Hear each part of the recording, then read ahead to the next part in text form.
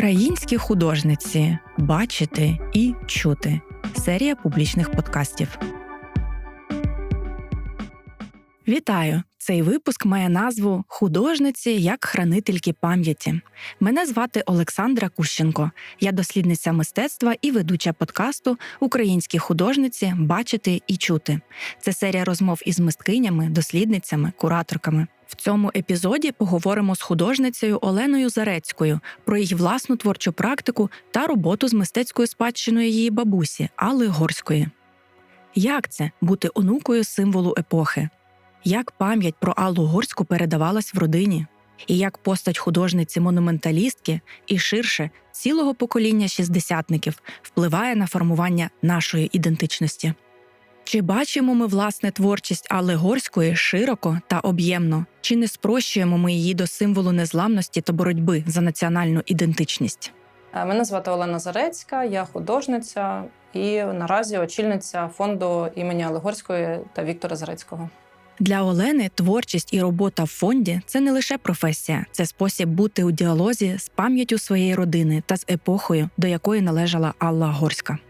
Це моя бабуся. І моя. Вона дуже любила малювати. Поважала моду України. Навіть була людина, яка без дозволу незнайома мами просто написала книгу. І відслала мамі. А ти часто ходиш на події? Угу. Я там граю. Малюю. Один раз ми там робили таку з піску таку штучку. Да. З піску там треба сипати пісок і виходить на зайка. Он вона стоїть.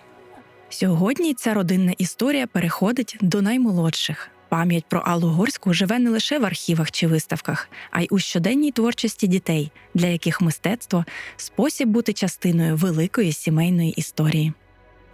В одному з інтерв'ю я розповідала, що у нас не було таких сімейних наче посиденьок чи таких організованих якихось кіл, що ми сидимо і обговорюємо, що, наприклад, батько розказує всій родині там, про свою маму, про якісь її звички чи її якісь досвіди. І мені здавалося, що це тому, що так спрацювало це приниження пам'яті після її вбивства з 70-го по 90-й рік, що навіть в родині старалася про це не говорити. Але потім це інтерв'ю подивилася моя мама, яка каже, що це не так, що я просто не застала цей період в родині. Мовчання, яке тривало багато років після загибелі Алли Горської, поступово змінилося новим етапом – відкритою роботою з пам'яттю та архівами вже у незалежній Україні. Ну, а далі, власне, от я себе пам'ятаю з моменту, коли Україна здобула свою незалежність, там, умовно, з 89-го, з 90-го року, і батько одразу включився в усі можливості роботи з пам'яттю, зі спадщиною. І, вочевидь, те, що відбувалося до цієї точки, це якраз і було оце в сімейному колі, те, що я не пам'ятаю, чи те, що я не застала. А після здобуття незалежності почалася вже офіційна, відкрита робота. І батько, вочевидь, просто додому міг не доносити цю роботу, щоб вдома вже відпочивати від неї. Він, коли вже я в свідомому віці, могла щось його запитати, там на кшталт, а розкажи мені, там, як помешкання виглядало в дитинстві, там, чи що ти їв умовно, то він міг мені так сказати, читай в книзі, я все написав. Тобто, зараз вже як людина, яка теж працює з архівами, яка теж намагається, ще поки що не завжди успішно, але намагаюся систематизувати ці всі дані, їх якось структурувати. Батько ж це все робив теж вже свого часу для себе.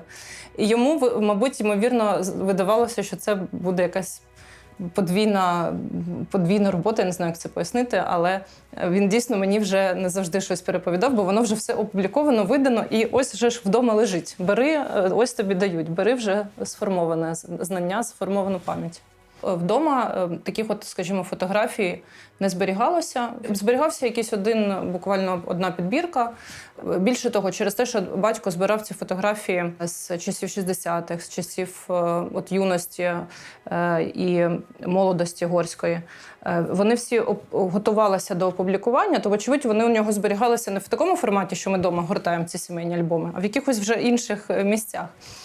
І вже теж в свідомому віці, вже я прочитала в книзі про це, власне, що на початку 90-х, коли тільки стала можливість відкрито говорити про Олегорську, батько передав дуже багато фотоархівів по різних музеях. Частина в архіву в музеї літератури, частина архіву в архів-музей на території Софії Київської. І вони відкриті наразі, ці архіви, тобто до них можна прийти, подивитись. Вони у нас вже всі оцифровані, от ми зараз теж їх структурували. Ну, і є невеликий сімейний архів, який після смерті батька я одразу, це було ледь не перша дія, я віднесла все це в музей шістдесятників, тому що ще не знаючи, як самі працювати з цим архівом, вважала, що цим мають цим займатися спеціально навчені люди, і, власне, таке місце важливе для цього. Тому вдома, наприклад, наразі, от я дітям не маю теж такого фотоальбому, щоб їм показати. І зараз, коли з вами про це говорю, розумію, що це, напевно, не дуже правильно. Треба дійсно завести, принаймні вже не друкувати нові фотографії, світлини, бо трошки повторення історії. Все, що я дізнавалася про Горську, я дізнавалася на вечорах пам'яті і на якихось офіційних заходах, а не в колі родини. Можливо, тому не було такого тотоження себе з нею, про яке я часто розповідаю.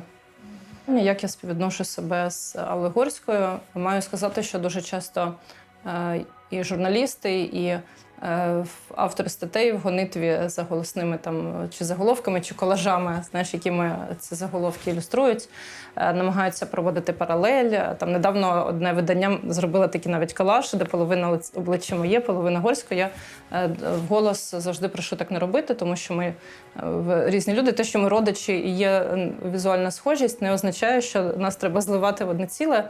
Тому що, так суто психологічно, звісно, що на мене це накладає такий величезний...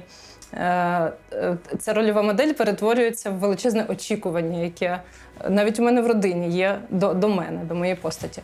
Ось тому я тримаюсь більше концепції, що людина рівня Олегорської постаті має бути рольовою моделлю для всіх українців. Всі жінки можуть і чоловіки взяти собі щось від неї, десь на неї зазирнутися, десь її процитувати, десь відчути, що у нас в історії є така людина, вона так робила, значить і я зможу так робити, ще бути такою ж сильною. Але я теж одна з цих людей. Дійсно, в родині Олегорської такий був дуже свідомо широкий погляд на роль жінки. Вона не занурилася в роль матері, наприклад, чи в роль дружини. Це не було її домінуючою ролью. Вона все ж таки... Я так розумію, що це і виховання, і її оточення, і, можливо, оцей дух відлиги, який тоді почався, який їх трохи ввів в оману, але все ж таки зараз ми історично називаємо це теж частково відлигою хрущовською, то Горська була тою людиною, яка пріоритизувала все ж таки свою творчість і потім свою громадянську позицію. Насправді Горська досить багато про це говорила вголос, і є досить відома її запис, опублікована розмова з Апанасом Заливахою, де він її питає, чи хочеш ти ще дітей? І вона прямо каже, що мені однієї дитини достатньо, я більше не потягну, в мене дуже багато чим ще займатися. Тобто вона так досить вголос вже тоді розставляє пріоритети.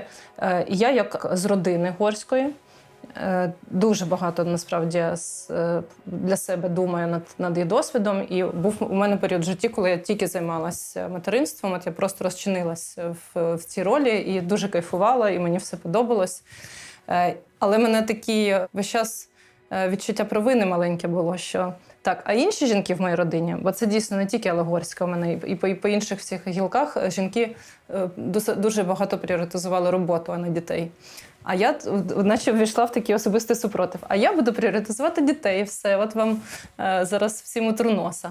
Ось. А в результаті все одно повертаємося до родинного досвіду, що зараз я дійсно для себе в головне вивела все ж таки роботу. І це дуже, дуже складно мені фізично, суто фізично з цим живеться. Я дійсно розриваюся, не встигаю все робити. Вже які вихідні поспіль беру з собою зараз дітей.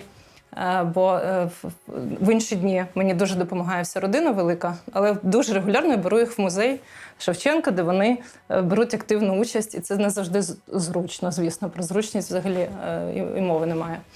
Під особливим кутом читаю спогади Горської, де чи в листах стає зрозуміло, що там вона з сином, а там син залишився з батьком, а там син у бабусі з дідусем. Тобто це постійна логістика, і, звісно, це може бути дуже крутим, таким підтримуючим прикладом для сучасних жінок. Попри зусилля родини, багато аспектів творчості Алли Горської так і не стали предметом системного дослідження. За останні 30 років до її листів в архіві зверталися лише кілька разів. Отже, ця робота з пам'яттю ще тільки починається. Алла Горська досить багато відрефлексувала своїх поглядів саме творчих і мистецьких пошуків в листуваннях. Найтакий яскравіший приклад – це її листування з Опанасом Зелевахою. Він в цей момент відбував ув'язнення в таборі в Мордовії і активно дуже з нею листувався. І це такі прямо цілі есе, з одного боку критичні, десь мистецтвознавські, десь вони прямо там сварять погляди один одного. Ну, це дійсно для дослідників велика тема. Мені подобається, що Горська щиро десь, скажімо, могла зізнаватися в тому, що змінила погляди, чи щось відкрила для себе, чи що, наприклад, вона свого часу дуже орієнтувалася на досвід і на практики Григорія Синиці, і таким його вважала вчителем для себе, і записувала, за ним цитувала. А потім у них розділились погляди, і вона теж це обговорює. Тому наразі, якщо говорити про те, на що спиратися сучасним дослідникам, дослідити саме мистецьку сторону Горської, бо мистецька сторона, на мій погляд, не до кінця ще розкрита. От ще немає якихось фундаментальних праць про це. То її листи, ну, весь цей жанр епістолярний, він дуже розкриває і епоху, і її погляди, навіть стиль, от як вона пише текст. Ну і знову ж таки тримаємо в голові, що вона свого часу поміняла мову, почала писати українською, читати, і у неї така, ну це навіть цікаво лінгвістам, на мій погляд, буде подивитися під певним кутом. На те, як людина ми ж зараз багато про це говоримо, що міняється спосіб мислення навіть. Дуже багато опубліковано листів її вже українських, а ті, що були колись російською, вони перекладені. Я була в минулому році в архіві, музеї архівів на території Софії. І ті, хто мав колись справу з архівами, а я ніколи до цього не мала, не знала, що там такі ж формуляри, як от в моєму дитинстві в бібліотеці, коли видно перелік людей, які брали цю книгу, наприклад.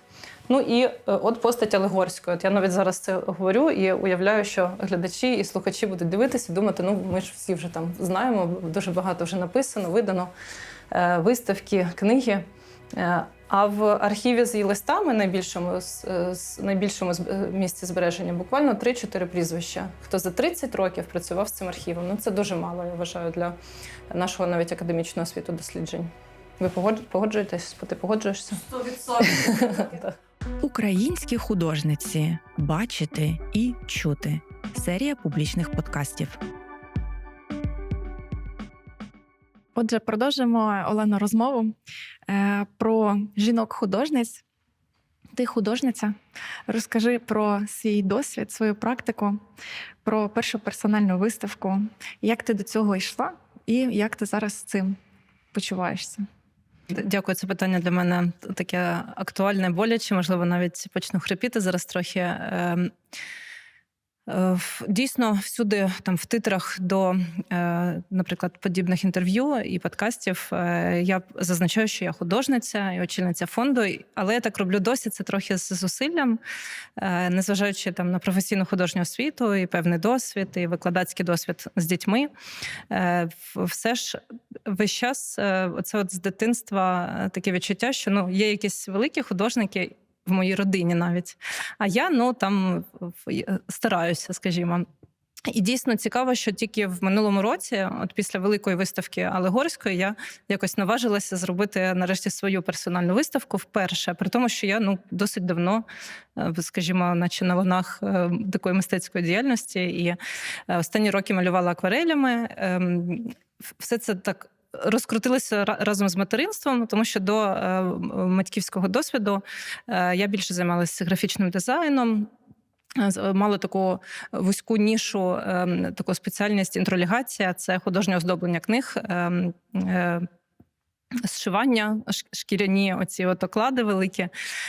Але не закохалась в це до кінця, скажімо, і пішла більше в таку доступну мамі з маленькими дітьми палітру з акварелями, яку можна розкласти на підвіконні і швидко це все зібрати без майстерні, без якогось такого досвіду. І зараз, мабуть, я вже це розповідала тобі, Саша, в минулому році у мене таке було дуже яскраве усвідомлення. Справа в тому, що от скільки я займаюся фондом так активно, завжди є в оточенні люди, і це близькі мої люди, а часто навіть і не близькі, які можуть мені сказати: ну, добре, от ти займаєшся спадщиною бабусі, дідуся, а сама що ти робиш? А для себе? А своя творчість?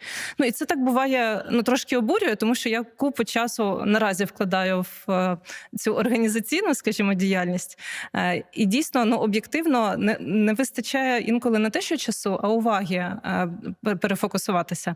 І от я в минулому році для себе усвідомила одну думку, і вона мене дуже підтримала і підтримує досі, що мистецька творчість моя особиста як художниці наразі проявляється в роботі в фонді. І це не обов'язково оце роздвоєння, що якась одна Олена там десь не встигає малювати, а друга Олена от ходить на подкасти там умовно, і робить виставку Віктора Зарецького.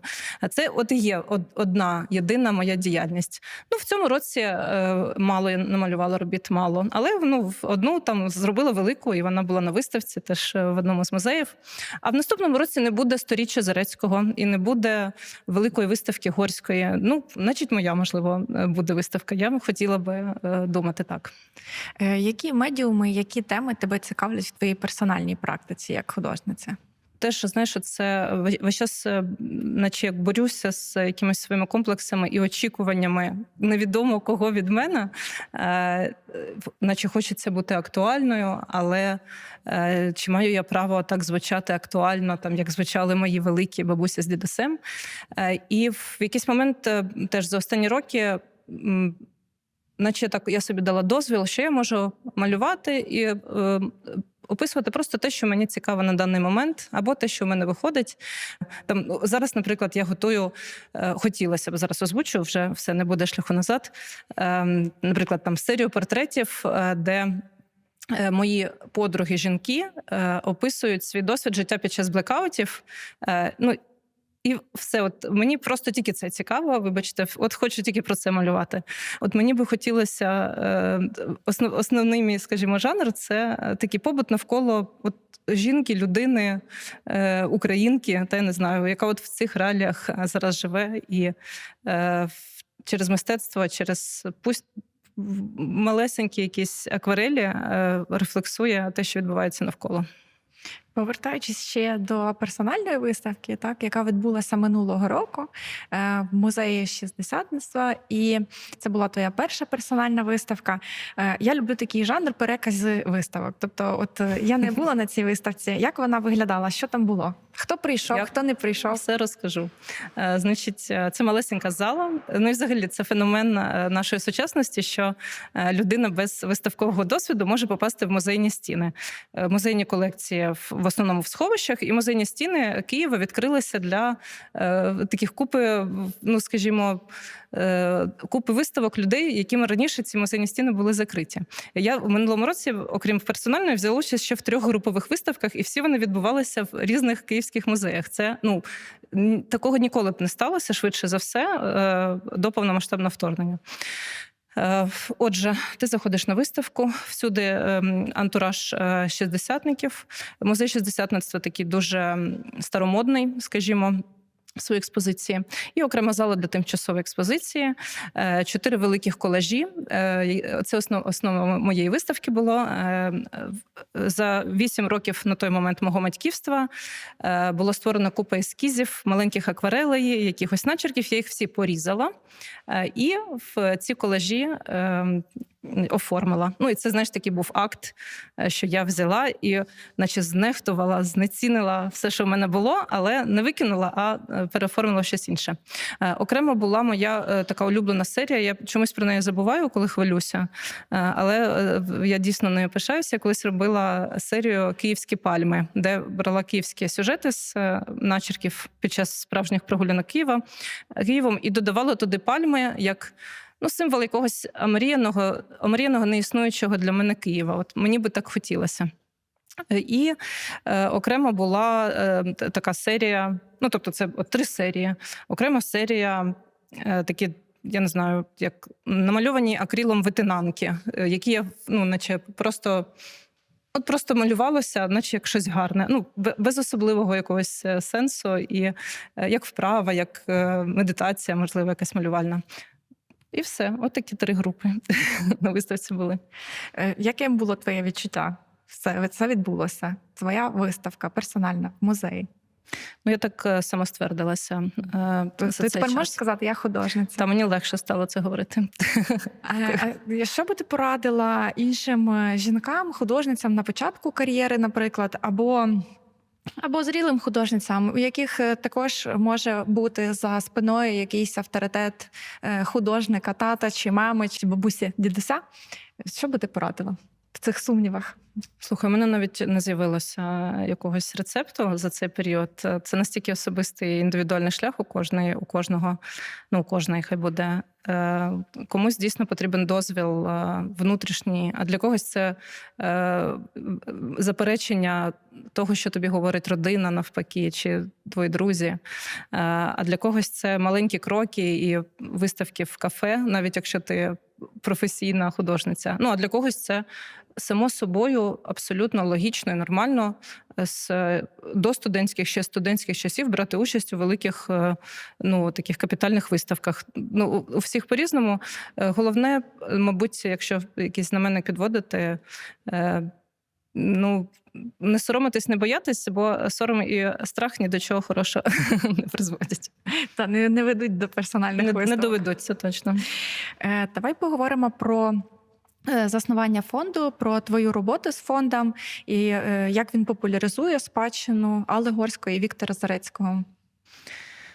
Фонд заснувала я 2 роки тому, і це була така формальність, скажімо, можливо, навіть трошки бюрократична, бо мені перед тим галеристи і різні музейники, і авторитетні для мене люди, які знали, що от в моїх руках колекція Зарецького, Горської, і вже я стала тою людиною в родині, до якої звертаються по якусь експертизу, наприклад, чи по інтерв'ю, чи взяти роботи на виставку. Це практичне рішення. Треба мати офіційну якусь організацію, наприклад, щоб зробити документи для надання картин на виставку.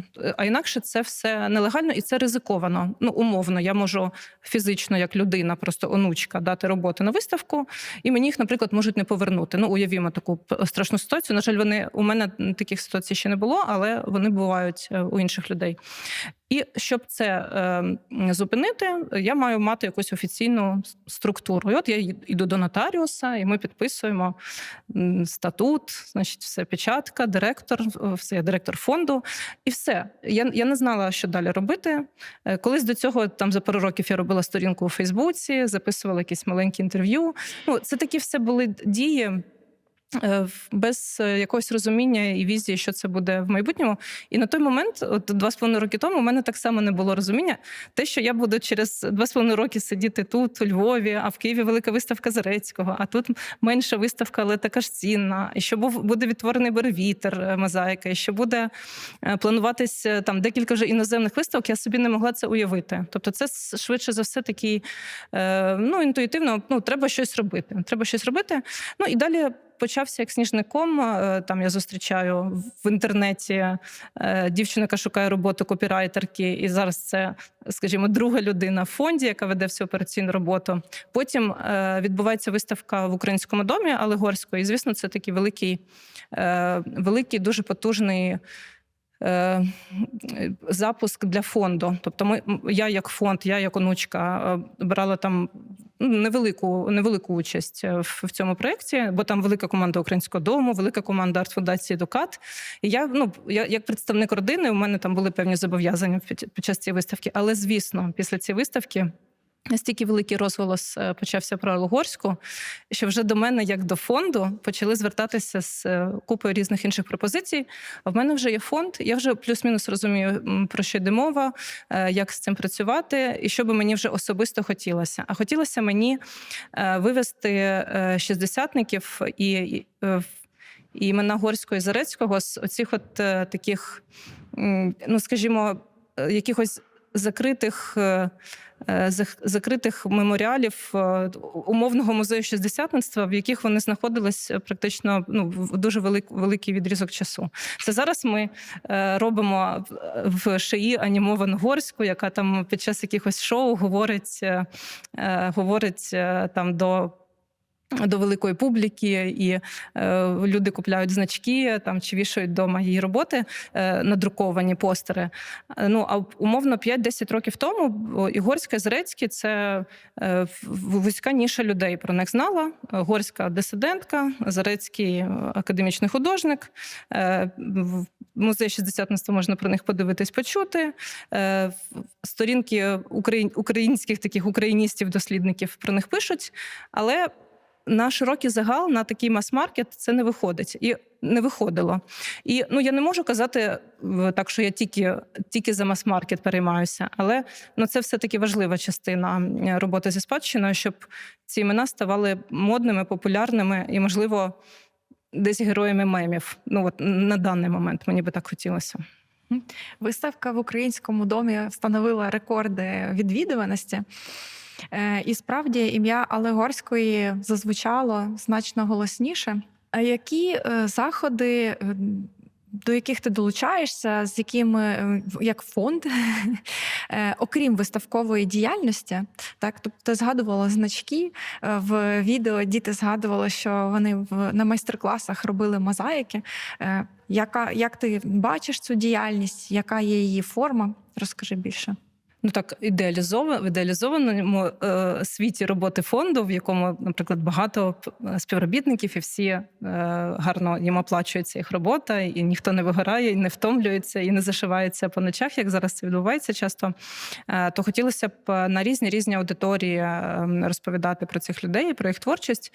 Ну, а ми поки робимо те, що у нас виходить, і відгукуємося на ті пропозиції, які, ну, скажімо, мені і там моїм колегам, чи моїй родині здаються адекватними і цікавими.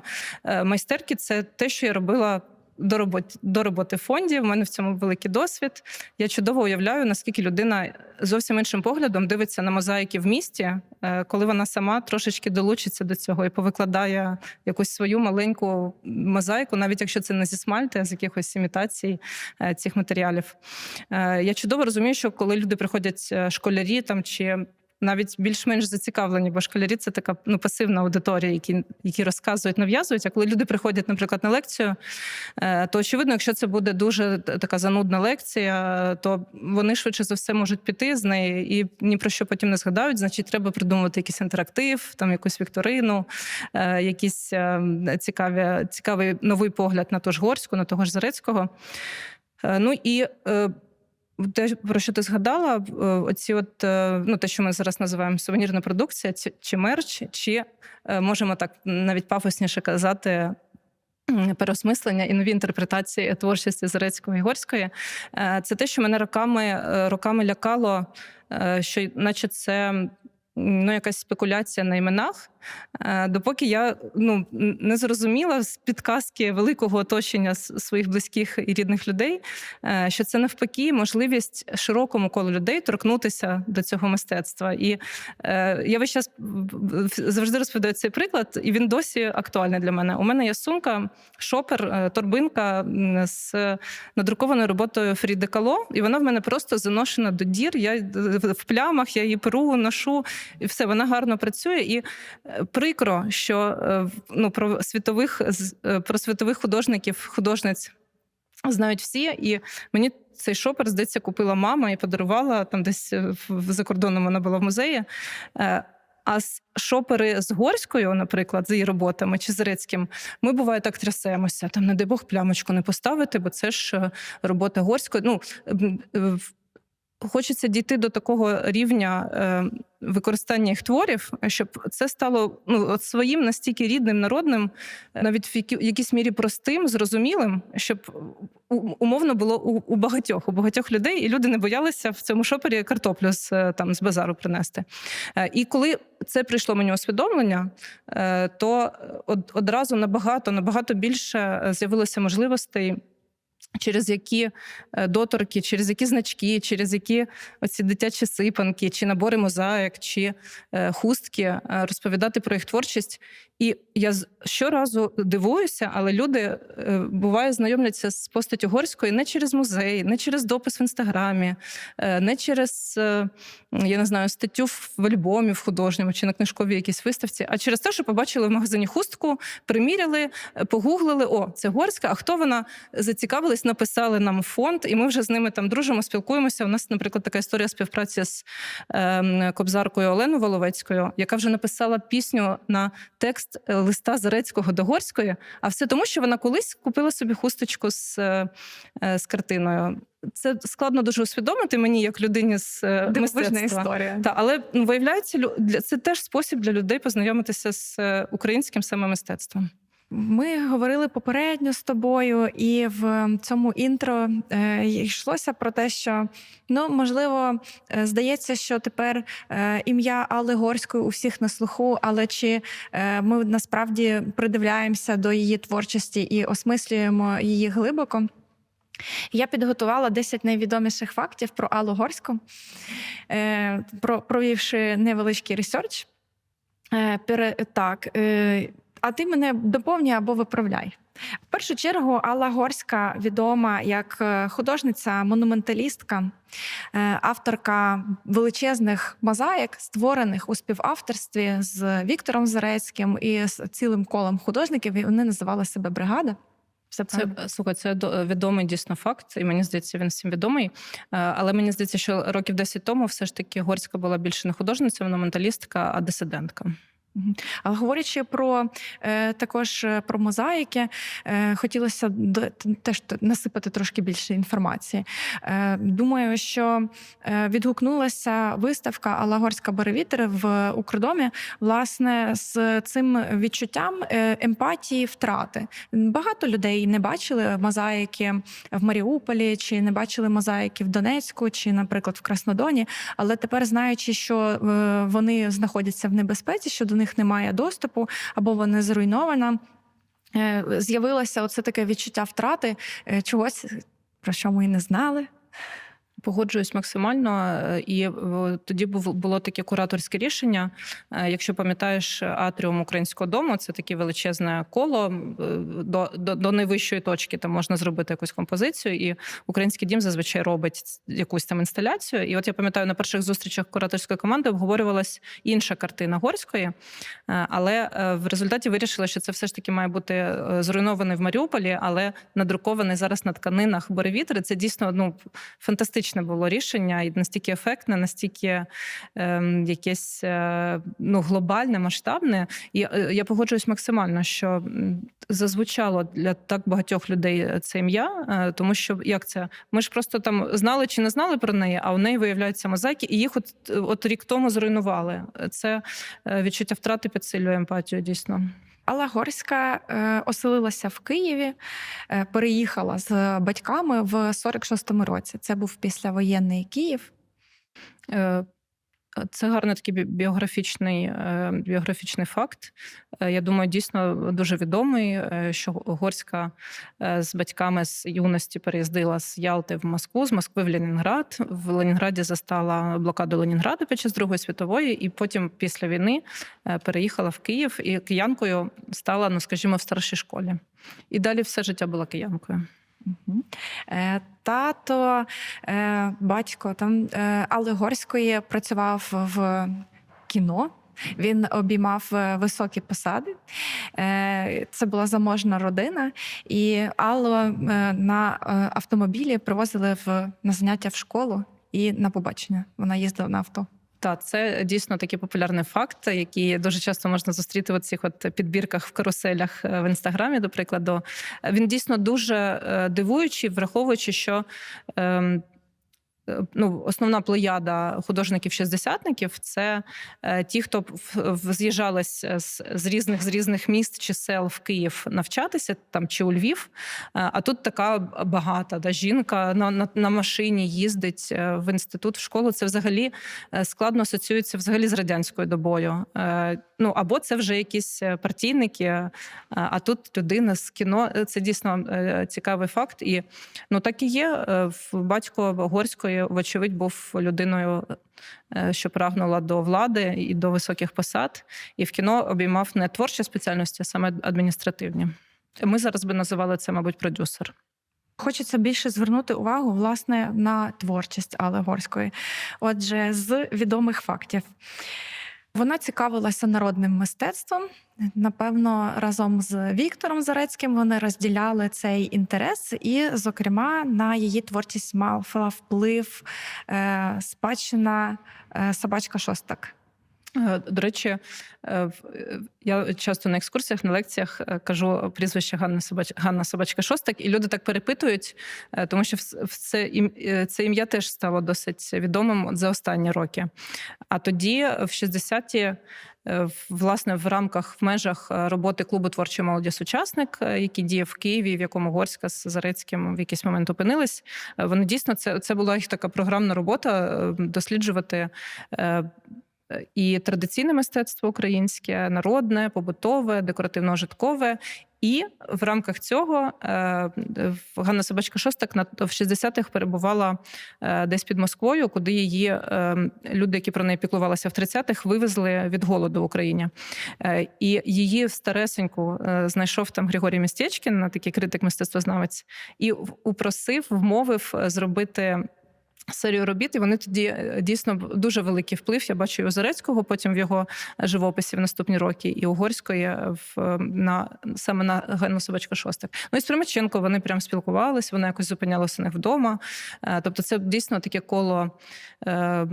коло досліджень, і, можливо, це дійсно такий дуже популярний факт, бо в творчості Горської це можна прослідкувати в кольорах і в композиціях, і от в цих монументальних роботах особливо. Так, говорячи про монументальні роботи, доволі відомим є факт, який часто повторюється в текстах, в відеоматеріалах, про зв'язок практики Алли Горської і спадщина байчукізму. І, здається, тут навіть формальна є така подібність, так як байчукісти, вони прагнули творити групою, вони навіть там відмовлялися за кимось окремо закріплювати авторство, також працювали з монументальними роботами, і це перегукується з цими мозаїками, які творила бригада Алли Горської, за участі Алли Горської. Це дійсно питання, яке треба, факт відомий, який треба, можливо, ще більше пояснювати. Зараз я думаю, що треба окремі, можливо, робити дописи в Інстаграмі на цю тему. Справа в тому, що я сама ще до кінця не можу розказати про те, як бойчукісти впливали на Горську. Але що цікаво, що ми, коли говоримо про монументальну спадщину Горської і її ім'я, то ми собі можемо уявити, що от Горська сама вирішила робити монументальні роботи, прийняла це рішення, приїхала чомусь на схід України і почала викладати мозаїки спочатку у Донецьку, потім в Маріуполі. А вона зайшла в монументальний світ через іншу людину, через Григорія Синицю, який був... Він тоді був бригадиром. Це дійсно такий сталий вираз, що це бригада монументальна. І Горська, як до гуру ставилася до Григорія Синиці, а він на той момент, він іншого трошки покоління, на 10 років старший, непересічна особистість з своєю методикою, своїми поглядами. І вона за ним записувала цитати і цитувала потім. Так ось це він був під дуже сильним мистецьким впливом бойчукістів, і він цю традицію вводив в монументальний світ, монументальний. А потім у них розійшлися погляди у Горської з Синицею, і вони вже працювали в різних бригадах, і у них там суперечки. І якщо це славнозвісне листування з Опанасою Зеливахою, яке опубліковано багато де, в інтернеті можна почитати ці листи, то там прямо Горська, так може трошки на лопатки розкласти синицю того свого гуру-вчителя. Ну, але все одно, звісно, з повагою. Тобто мені дуже подобається, що не було такого, знаєш, оцього ходіння навшпиньках навколо мистецтва 20-х. Воно максимально висвітлювалось, підсилювалось, але воно і про нього дискутувалося, воно переглядалося, що в ньому цінне, таке, так, не так. Ну, мені в цьому плані дуже імпонує те, як шістдесятники працювали з насліддям 20-х, і стає в добрий приклад нам, як нам працювати з досвідом 60-х. Що не тільки оце от, знаєш, пошепки говорити про шістдесятників і, не дай Бог, там ніде випадково не матюкнутися. Гарний, чіткий, науковий і не тільки популярний дискурс має існувати навколо цього. Переходячи до шістдесятництва, знаємо ми Аллу Горську як шістдесятницю, як учасницю клубу творчої молоді. Збиралося це середовище також і у неї вдома. І Алла Горська активно долучалася до діяльності цього товариства. Зокрема, створювала афіші до поетичних вечорів. Все вірно. Мені здається, ти тут так дуже все чітко розклала, тезово, навіть нема що додати, все таки було. В дорослому віці Алла Горська свідомо перейшла на українську мову, вона її вивчила, вона писала диктанти. Це, звісно, один з найпопулярніших фактів про Горську, і дійсно на нього ми маємо дуже заважувати, особливо в сучасні наші часи, коли вже після 22-го року, після початку повномасштабного, знову величезна хвиля українців чомусь нарешті перейшла на українську мову. І я маю зізнатись теж в цій когорті, бо в публічному просторі я досить давно україномовна, а в побуті, в домашньому я говорила російською до 22-го року. І звісно, що для мене Горська дуже потужний приклад, але як я бачу, наприклад, після виставки в Українському домі і після екскурсій там, вона стала таким саме прикладом і дуже для багатьох людей зараз. І, так би мовити, і зараз, щоб продовжити цю підтримку, мені подобається спогад, наприклад, Євгена Сверстюка, що чи це хтось з її друзів розповідав, що ось вона почала вчити українську, робила вправи, писала диктанти, але аж до останнього, тобто ще попереду майже 10 років її життя, не могла говорити слово Євген, а до останнього говорила Євген. От не далась їй в цьому імені ця літера. Або те, що мене здивувало, і те, що ми дивилися в відео, в оці от зошити, в яких вона займалася українською мовою, вони зберігаються в архіві на території Софії Київської. І ось вони потрапили мені в руки. І це таке дуже, я не очікувала, наскільки це трепетне відчуття, ці зошити погортати, бо завжди в усіх там, в таких популярних дописах, в популярних історіях пишуть, що Горська писала диктанти, там Надійка Світлична їх диктувала. Я собі якось тільки так і уявляла, що от вони зібрались і пишуть диктанти. А те, що людина з нуля вчить українську мову, і не тільки на диктантах на одних же ж не вийде це вивчити, я якось про це не думала. А це, виявляється, не тільки диктанти, це зошити з переліком вправ, з постійними перекладами, звісно, з перекладами з російської на українську, з визначенням там граматики, орфографії окремо. І це не один зошит, а багато. І в ньому помітки Надійки Світличної, яка професійна вчителька української мови, з червоною пастою, все. Це, знаєш, коли в руки попали ці зошити, до речі, треба ще буде зайнятися тим, як це подавати в історії, тому що ми дійсно просто знаємо, що вона вивчила українську мову після 30 років. А як цей процес відбувався, він теж, на мій погляд, досить цікавий, враховуючи, що це актуально досі. 8-й найвідоміший факт з 10 найвідоміших фактів про Аллу Горську – це поїздка в Биківню. Так, і те, що Лестенюк, Симоненко і Алла Горська на власні очі побачили сліди терору сталінського і почали писати листи для того, щоб привернути увагу до цієї трагедії і з забуття її підняти. Дуже популярний факт, дуже важливий. І це важлива участь українських художників-шістдесятників взагалі в усій радянській історії, в історії України. залежної протягом 70 років і окупованої, і незалежної. І тут теж важливо, скористаюся нагодою, додати деталі, що тоді в 62-му році вони ще вірили в те, що влада змінилася, що помінявся політичний курс, що сталінські репресії буде викрито, вони їх викриють разом з, влада офіційно в цьому зізнається, і почнеться нове, краще життя радянської України. Вони написали офіційний лист, і на той лист не було ніякої реакції офіційної, окрім того, що почалися побиття Симоненка. Тільки вже після вбивства Горської, я точно не скажу, чи 71-й, чи 72-й рік була скликана комісія, радянська комісія по дослідженню цих розстрілів в Биківні.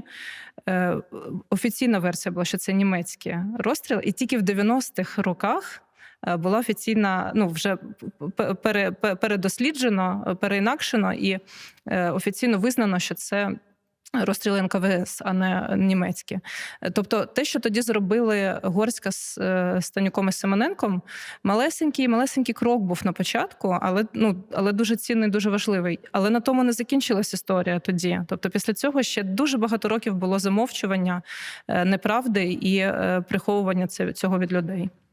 Але, власне, після цього почалися переслідування і Алли Горської. Зокрема, ще один відомий факт – це знищення вітража Шевченка «Мати». І це стало також і причиною виключення Алли Горської зі спілки художників. Так, це дуже відомий факт. І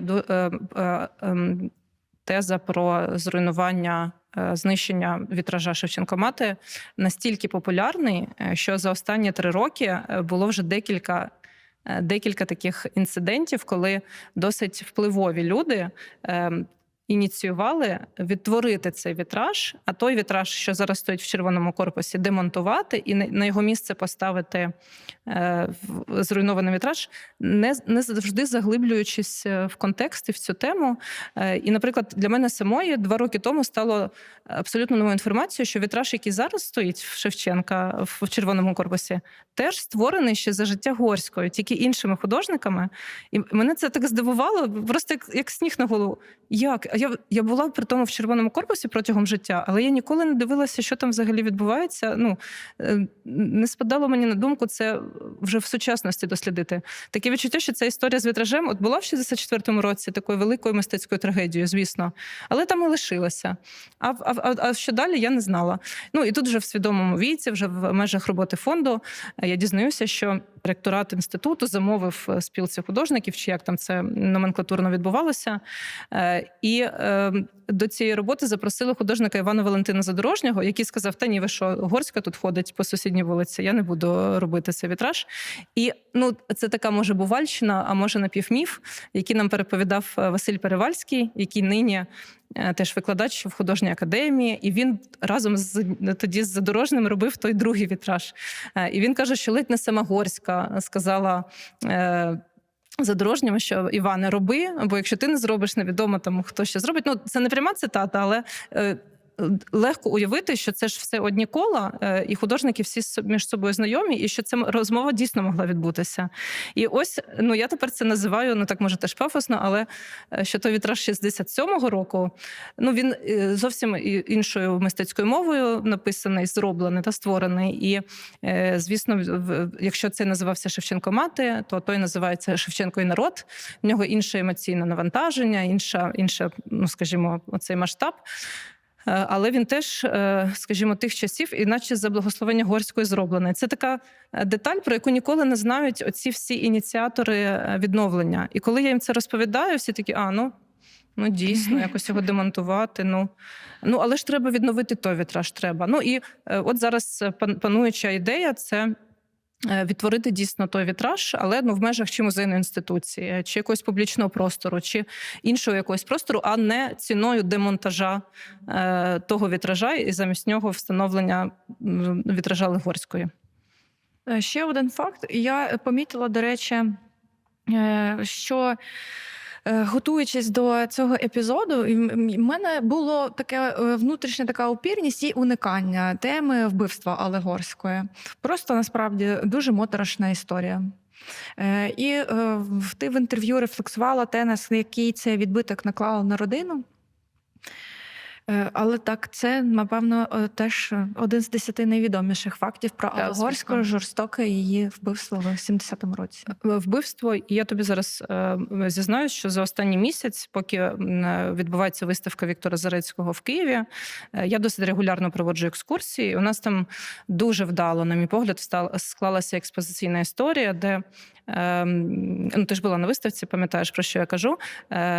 Ми наче йдемо, крокуємо повз творчий шлях Зарецького до 70-го року, і потім потрапляємо в залу, яку ми між собою називаємо «Зала втрати», в якій художник рефлексує вбивство своєї дружини, звинувачення в тому, що це вбивство скоєно його батьком, його життя після цього, його цей депресивний стан, з якого він вибирається, мистецькими, в тому числі, засобами.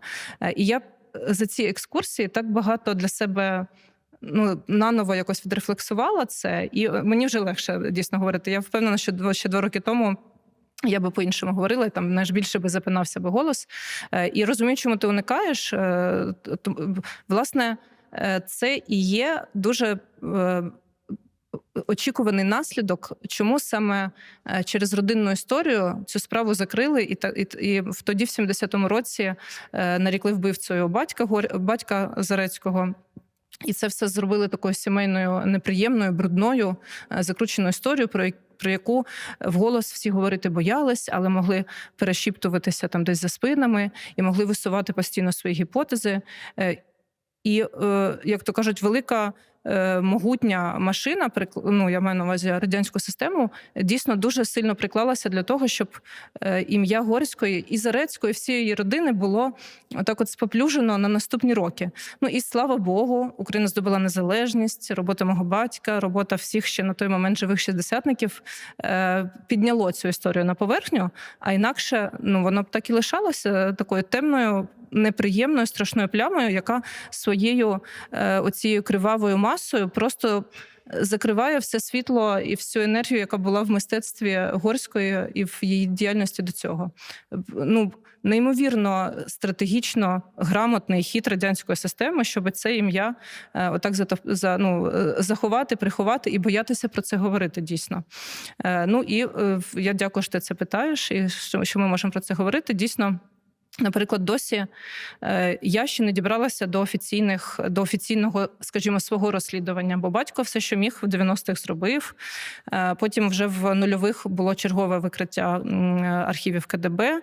І от, ймовірно, враховуючи, що весь час з'являється нова інформація і нові дані, мені здається, що розслідування насправді ще не закінчено, і ми ще можемо докластися до нього вже з нашого 25, 26, 27 років, коли ми цим будемо займатися. І, можливо, в сучасній нашій історії, в сучасному нашому погляді на Горську і на родину ми маємо фокусуватися на цьому вбивстві. Власне, всю історію незалежної України ми і фокусуємося на ньому, як на розправі великої радянської системи над українським цим національним паростком, яким, вочевидь, була Горська. Але ми маємо, знову ж таки, фокусувати на тому, наскільки багато зусиль треба зараз, щоб світло і як це сказати, позитивно, занадто популістське слово, життєствердну частину історії про Горську піднімати і відсувати тінь цього вбивства. Мені здається, що тобі насправді це вдається. І разом з тим, здається, вага цієї роботи якась величезна. Мені весь час хочеться тебе обійняти, коли я думаю про всі ці розмови. Перейдемо до маловідомих фактів. Якщо говорити про творчість Алли Горської, то доволі маловідома, розкрита є тема її роботи зі сценографією, і вона розкрилася яскравіше, власне, завдяки виставці в Українському домі. І я вже, власне, навіть сьогодні побачила, що є академічна стаття 25-го року, яка присвячена сценографії Алли Горської. Погоджуюсь дуже сильно і маю такий неприємний інцидент з особистого досвіду. Десь, ну, скажімо, там останні 5 років, 6, мені періодично раз-два за рік пишуть якісь науковці або студенти, або люди, які працюють над курсовою роботою, чи якісь дослідники бувають за кордону з питанням про те, про се. І мені роки 2 тому пише жінка чи дівчина, зараз, на жаль, не пам'ятаю, хто це був, з питанням, що би ви могли розказати, де зберігаються роботи на тему колядок угорської. І я це читаю і така, я взагалі не знаю. А в угорської хіба була така серія? Я не знаю ні про яку таку серію. Ну і мені стало ніяково писати це так. Я якось сказала, я пошукаю інформацію. Якось я нічого не знайшла. Притому от зараз я можу переглядати книгу, видану батьком в 96-му році, і там я побачу ці картини, але вони в мене не вкладалися от в це полотно лінійне творчості, що був цей період, потім цей, потім цей. А це роботи, вони зберігаються в музеї літератури. Тобто вони не десь там по колекціонерах сховалися. Це, скажімо, практично в доступі завжди було. Про що це свідчить? Про те, що дійсно цей період творчості, ми всі знаємо, що там заборонені вистави були і у Львові, і ставили виставу в Одесі, не дійшли ще до етапу репетицій. Але що це так мистецько була розкрита угорської частина цієї творчості, не знала, скажімо, навіть я. Хоча я тільки зараз претендую на велику експертизу, ще 2 роки тому я не була настільки глибоко в темі. Алла Горська мала свою образно-пластичну мову, зокрема, уникаючи зображати таких канонічних соцреалістичних шахтарів, на заміну цьому образу вона використовувала вугільну квітку. Як один з таких образів, який вона вигадала і який вона використовувала, він повторюється не в одній роботі, наскільки я розумію. Це дійсно дуже влучний образ, як це шахтарську історію, ці чорні кольори. Хоча це теж мій стереотип, бо чим більше я досліджую шахтарську тему, тим більше бачу там різнокольорового такого живописного матеріалу. Але от стереотипно шахта, шахтарі, Донбас – це таке, це ж вугілля, тому воно все навколо чорного кольору у мене в голові. І те, а це вже очевидний був вплив, власне, і Ганни Собачка-Шостак, і всього традиційного мистецтва, який собі Горська на початку 60-х відкрила, і як вона його вправно в монументальному мистецтві в кінці 60-х використовувала. Дійсно, не розкрита тема, тому я погоджуюсь з тобою, що це невідомий факт про Горську. Але він такий дуже мистецтвознавський. Мені здається, популістський допис в Інстаграмі на ньому не побудувати. Треба перевірити. Треба перевірити.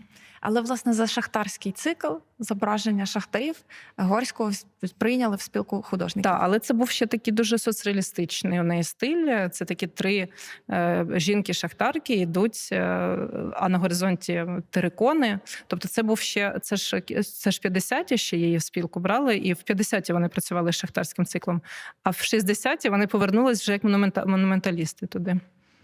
Я, як дослідниця мистецтва, намагалася звертати увагу на відомі факти і маловідомі факти, які стосуються саме безпосередньо творчості Алли Горської.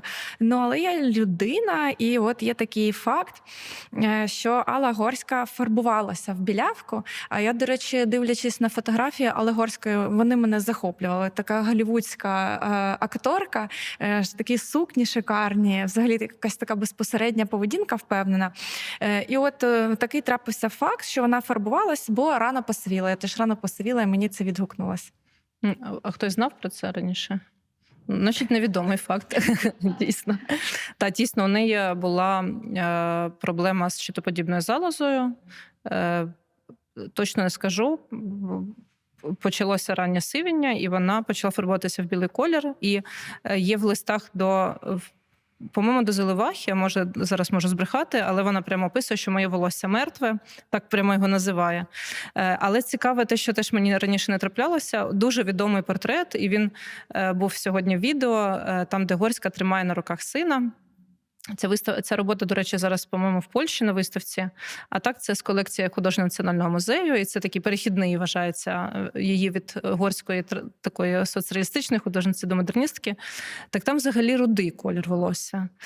І пані Діана Клочко, дослідниця, мистецтвознавиця, знайшла такий факт. І ми це знайшли потім в листах підтвердження, що коли вона працювала над виставою «Отак загинув Гуска», який, власне, у Львові хотіли ставити в театрі, вона спеціально експериментуючи пофарбувалася в рудий колір. І це був її такий мистецький жест пофарбуватися в рудий колір, наче експериментуючи з кольорами не тільки на папері, а й на самій собі. Я ніколи взагалі, по-перше, не помічала там цей колір волосся на цьому портреті. По-друге,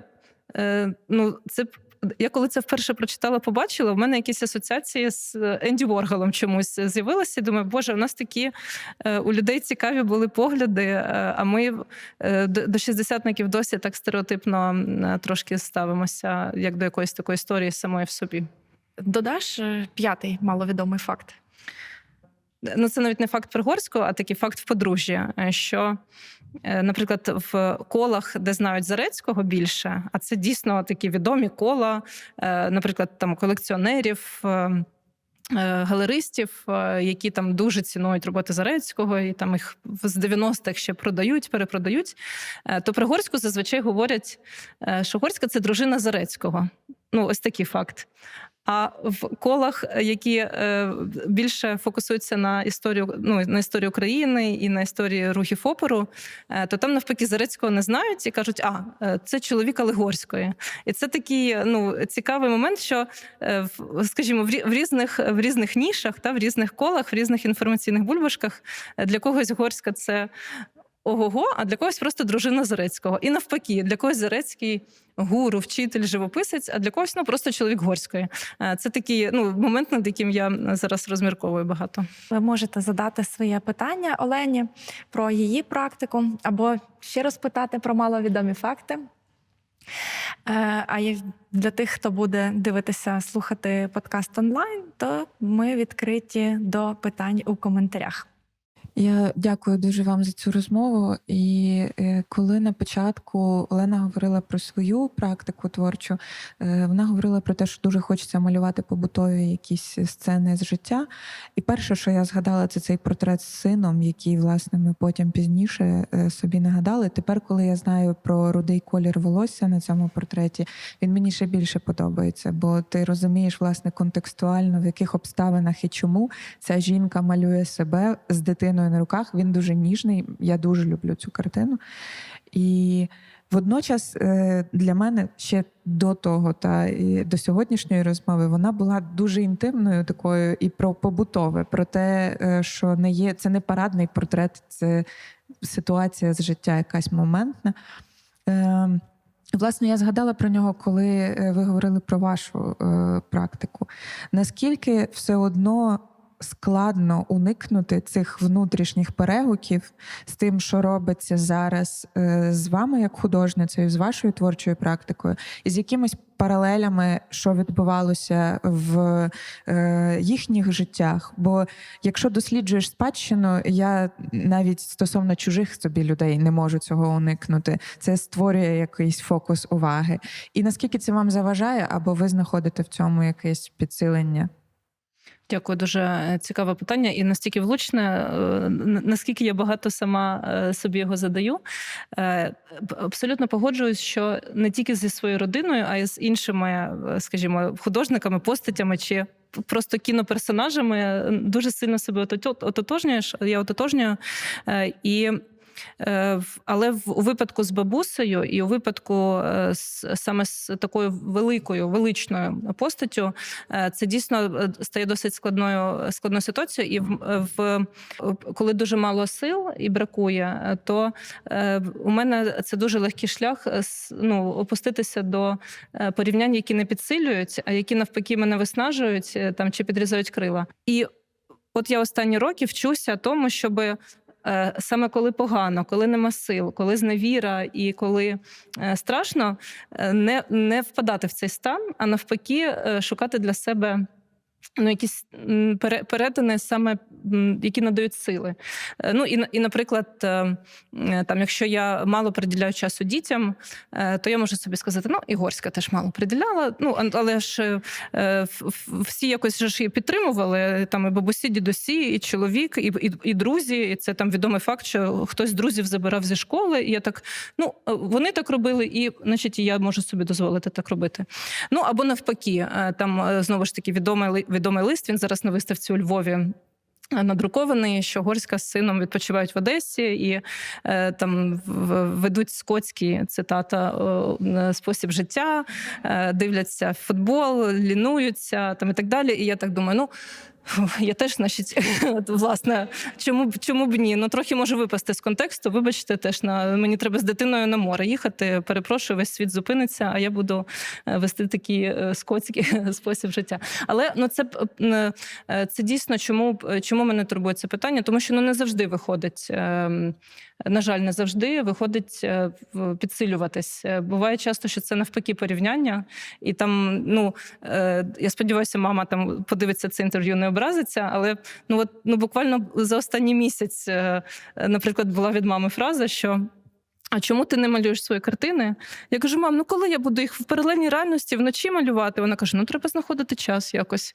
І я в цей момент, знаєте, відчуваю себе порівняння з усіма жінками в родині, і в тому числі з Горською, яка, звісно, залишається завжди таким великим прикладом, на який інколи хочеться сказати, так, все, я не маю до цього ніякого відношення, я не тягну такий рівень.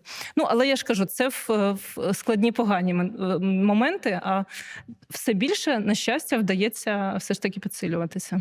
Дякую.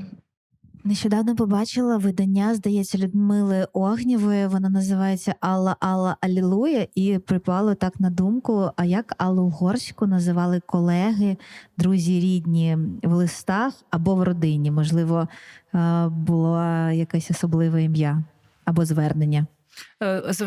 Завжди чую Аллочка, і батьки так називали, і чоловік так називав. Якихось оцих суфіксів, як К, Оленка, там, Ленка, не чула ніколи. Дуже мило.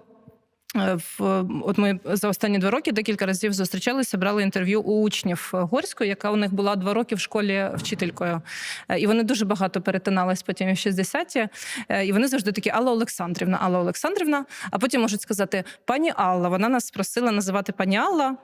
І, наприклад, от ці 2 дідуся нині стоять, і один каже, вона нас просила показати пані Алла, а другий каже, не казала вона такого, вона казала Алла Олександрівна. І в цей момент так смішно, бо ці дідусі поважні в цей момент перетворюються в тих юнаків і хлопців.